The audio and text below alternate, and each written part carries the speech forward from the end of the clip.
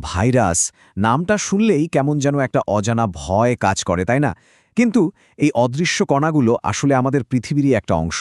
চলুন আজ ভাইরাসদের সেই রহস্যময় আর আকর্ষণীয় জগৎটা একটু কাছ থেকে ঘুরে আসা যাক।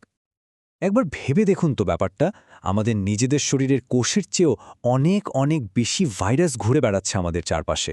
বলা যায় আমরা ভাইরাসের এক মহাসাগরে বাস করছি। এই বিশাল সংখ্যাটাই বলে দেয় এই ক্ষুদ্র কণাগুলোকে চেনা ও জানা আমাদের জন্য কতটা জরুরি। ভাইরাসের সবচেয়ে বড় রহস্যটা কি জানেন? বিজ্ঞানীরাই আসলে ঠিক নিশ্চিত না যে এরা কি জীব নাকি জড়। এই একটা মৌলিক প্রশ্নেই এদেরকে বিজ্ঞানের এক অন্যতম বড় ধাঁধা করে তুলেছে। তো আসল কথায় আসা যাক, এই যে আমরা সারাক্ষণ ভাইরাস ভাইরাস বলছি, এই জিনিসটা ঠিক কি? সোজা কথায় ভাইরাস হল অতি ক্ষুদ্র একটা কণা, এতটাই ছোট যে সাধারণ মাইক্রোস্কোপে এদের দেখাই যায় না, লাগে শক্তিশালী ইলেকট্রন মাইক্রোস্কোপ।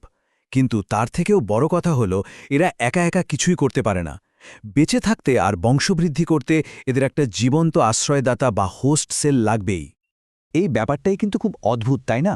জীবন্ত কোষের বাইরে এরা একদম মরা জড় পদার্থের মতো, কিন্তু কোনো জীবন্ত কোষে ঢোকার সাথে সাথেই যেন এদের মধ্যে প্রাণ ফিরে আসে। জীবনের সব লক্ষণ তখন স্পষ্ট। এ কারণে বিজ্ঞানীরা বলেন এরা জীব আর জড়জগতের মাঝখানের এক রহস্যময় সেতু। চলুন এবার একটু কেটে কুটে দেখা যাক একটা ভাইরাসের ভেতরে আসলে কি থাকে। এদের গঠন কিন্তু খুবই সহজ সরল। একটা ভাইরাসের গঠন অবাক করার মতো সিম্পল। একেবারে কেন্দ্রে থাকে এর জেনেটিক ব্লুপ্রিন্ট, হয় ডিএনএ না হয় আরএনএ, দুটো কিন্তু একসাথে না। এই জেনেটিক উপাদানকে রক্ষা করে প্রোটিনের একটা শক্ত খোলস, যেটাকে বলে ক্যাপসিড। কিছু ভাইরাসের আবার এর বাইরে চর্বির একটা বাড়তি স্তর বা এনভেলপ থাকে, ব্যাস এটুকুই। আমাদের কোষের মতো কোনো নিউক্লিয়াস বা সাইটোপ্লাজমের জটিলতা নেই, কিন্তু এই সরল নকশাই একে করে তুলেছে মারাত্মক কার্যকর। তো এই সরল গঠন নিয়েই ভাইরাস কিভাবে একটা জীবন্ত কোষকে দখল করে নিজের সংখ্যা বাড়ায়, পুরো প্রক্রিয়াটা শুনলে অবাক হতে হয়। ব্যাপারটা অনেকটা ফিল্মি হাইজ্যাকিংয়ের মতো। ভাবুন, ভাইরাস হলো একজন হাইজ্যাকার আর আমাদের শরীরের কোষ হলো একটা চালু ফ্যাক্টরি। ভাইরাসটা ফ্যাক্টরিতে ঢুকেই পুরো কন্ট্রোল নিয়ে নেয়। তারপর ফ্যাক্টরির সব যন্ত্রপাতি ব্যবহার করে শুধু নিজের হাজার হাজার কপি তৈরি করতে থাকে। কাজ শেষ হলে ফ্যাক্টরিটাকেই ধ্বংস করে বেরিয়ে পড়ে নতুন শিকারের খোঁজে। আমাদের জীবন্ত কোষের সাথে ভাইরাস ঠিক এই কাজটাই করে। আমরা তো ভাইরাসকে সাধারণত ভিলেন হিসেবেই চিনি, তাই না? আর চেনারই কথা, এদের ক্ষতিকর দিকগুলো তো আমাদের সবারই কম বেশি জানা। চলুন প্রথমে সেই দিকগুলোই এক ঝলক দেখে নিই। এই যে আমাদের সাধারণ সর্দি কাশি, ইনফ্লুয়েঞ্জা, ডেঙ্গু, এমনকি কোভিড-19 বা এইডসের মতো ভয়ঙ্কর রোগ, এগুলোর সব কিছুর পিছনেই কিন্তু আছে এক একটা ভাইরাস।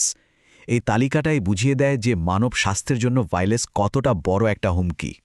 এখানেই কিন্তু একটা বড় ভুল ধারণা কাজ করে। অনেকেই ভাইরাস আর ব্যাকটেরিয়াকে গুলিয়ে ফেলে, কিন্তু এদের মধ্যে তফাৎটা আকাশ আর পাতালের মতো। ভাইরাস ব্যাকটেরিয়ার চেয়ে অনেক গুণ ছোট। ব্যাকটেরিয়া নিজের মতো করে বংশবৃদ্ধি করতে পারে, কিন্তু ভাইরাসের জন্য একটা জীবন্ত কোষ চাইই চাই। আর সবচেয়ে বড় পার্থক্য, অ্যান্টিবায়োটিক শুধু ব্যাকটেরিয়াকে মারতে পারে, ভাইরাসের উপর এর কোনো প্রভাবই নেই। আর ঠিক এই কারণে সাধারণ সর্দিজ্বর বা ফ্লু হলে অ্যান্টিবায়োটিক কোনো কাজেই আসে না। কারণটা সহজ, অ্যান্টিবায়োটিক ব্যাকটেরিয়া মারে, ভাইরাসকে নয়। এই ছোট্ট কিন্তু জরুরি তথ্যটা আমাদের সবারই মনে রাখা উচিত। এতক্ষণ তো আমরা ভাইরাসের খারাপ দিকগুলো নিয়েই কথা বললাম, কিন্তু গল্পের কি এখানেই শেষ? সব ভাইরাসই কি আমাদের শত্রু? চলুন এবার মুদ্রার অন্য পিঠটা দেখা যাক। উত্তরটা কিন্তু বেশ চমকে দেওয়ার মতো। উত্তরটা হলো একদমই না। বিশ্বাস করুন বা না করুন, কিছু ভাইরাস আমাদের অনেক বড় বন্ধু। যেমন আমরা যে টিকা বা ভ্যাকসিন নেই, তার অনেকগুলোই বানানো হয় দুর্বল বা মৃত ভাইরাস দিয়ে।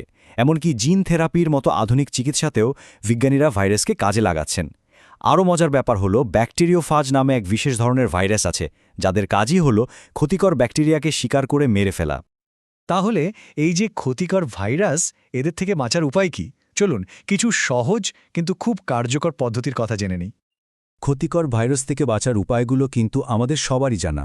যেমন টিকা নেওয়াটা খুব জরুরি। তারপর খুব সাধারণ কিছু অভ্যাস, যেমন নিয়মিত সাবান দিয়ে হাত ধোয়া, হাঁচি কাশির সময় মুখ ঢাকা বা অসুস্থ মানুষ থেকে একটু দূরে থাকা। এই সহজ অভ্যাসগুলোই আমাদের অনেক বড় বড় রোগ থেকে বাঁচিয়ে দিতে পারে। ভাইরাসের সাথে আমাদের লড়াইটা এত কঠিন কেন জানেন? কারণ এরা গিরগিটির মতো রূপ বদলাতে ওস্তাদ। মানে এরা খুব দ্রুত নিজেদের বদলে ফেলে, যেটাকে আমরা বলি মিউটেশন। আর ঠিক এই কারণেই ইনফ্লুয়েঞ্জা বা ফ্লুয়ের টিকা প্রায় প্রতি বছর নতুন করে নিতে হয়। তাহলে আসল প্রশ্নটা কি দাঁড়ালো? এই যে ভাইরাসগুলো প্রতিনিয়ত নিজেদের বদলাচ্ছে, তার সাথে পাল্লা দিয়ে আমরা চলব কিভাবে? এই লড়াইটা সহজ নয়। এর উত্তর লুকিয়ে আছে একটানা গবেষণা, নতুন প্রযুক্তির উদ্ভাবন আর আমাদের নিজেদের সচেতনতার মধ্যে। দিন শেষে এই অদৃশ্য শক্তিকে সঙ্গে নিয়েই আমাদের বাঁচতে শিখতে হবে। এটাই হয়তো সবচেয়ে বড় চ্যালেঞ্জ, তাই না?